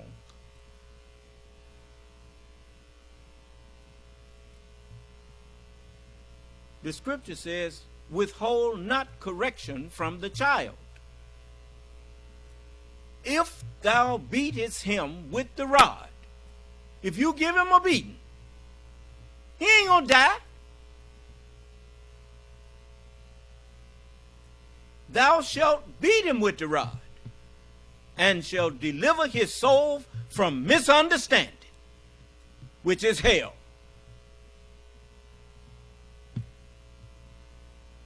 Because when you let your child get away with disobeying you, and you are the authority in your house, and there are no consequences of disobeying you, I mean consequences that's painful, then you teaching the child that there's no consequences when you disobey somebody who has authority. And when they get out in the street thinking that there ain't no consequences, they can talk crazy to people that have authority over them. That's when they wind up in the hospital or in the morgue or in jail, because you never taught them that there are consequences of disobeying people that have authority. Do you understand?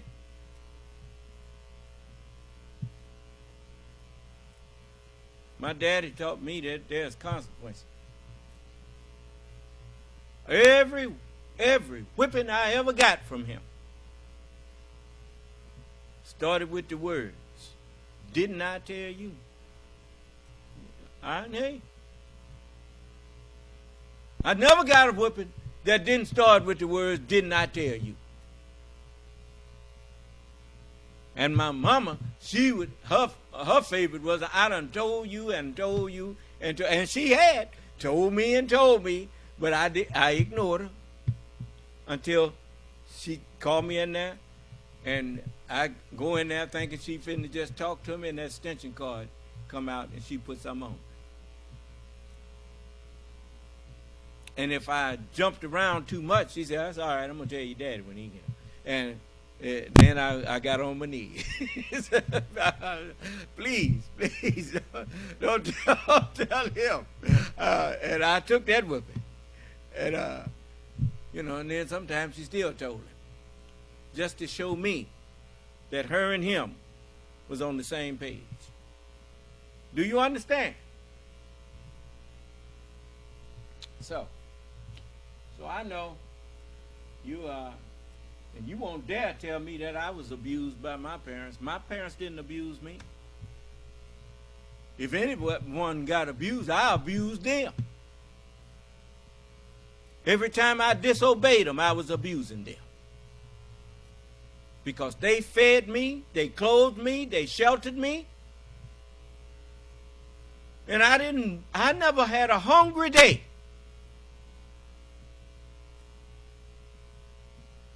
And I always felt safe when I was with them.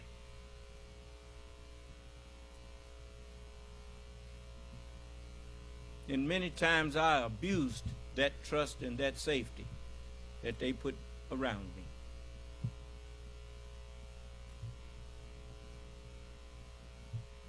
So no, I ain't getting no whipping I didn't deserve. I missed some that I did deserve. But I ain't getting down that I didn't deserve. No. I had a good father and I had a good mother. And anybody who knew my father and mother would have told you the same thing.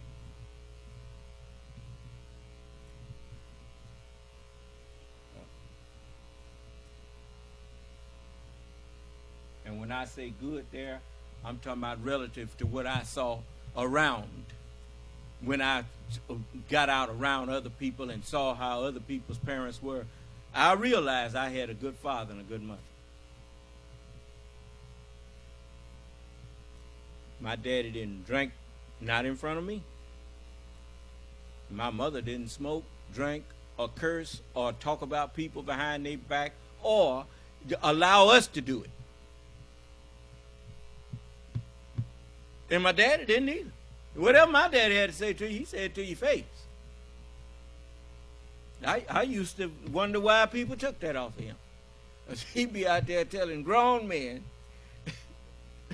And so he was short. And some of them men was almost almost 3 feet taller than him. He'd be looking up at him, telling him how low down they were. And they'd take it.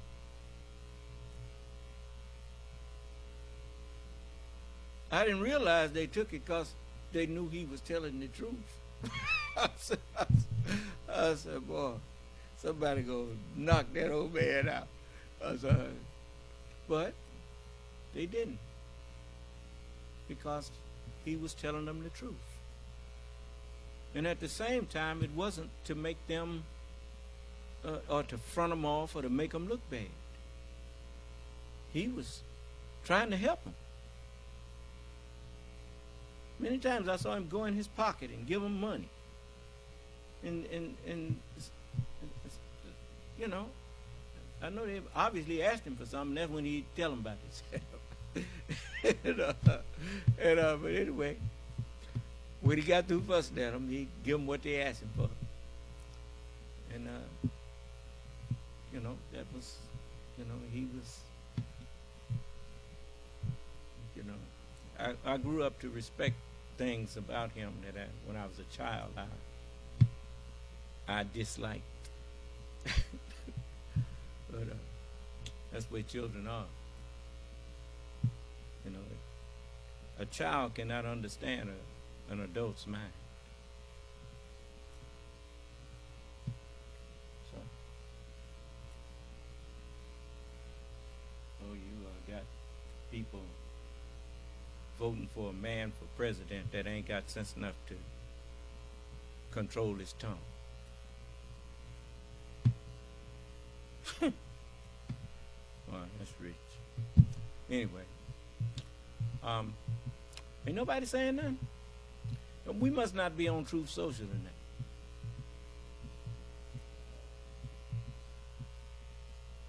We can't access it. I don't think we block this stuff. Beg your pardon? I said we can't access it, but it's not doing what it normally does when you block it stuff. Maybe they figured out a way for it not to do that so that we wouldn't say they blocked us. But if you can't access it, they blocking you. You see? So, you know, I know they don't want to hear this because it's the truth. So I'm saying to the American white people that's still sane, get the insanity out of your government. You got a lot of other people that can help, but you got to lead the way. You got to talk to your people, man.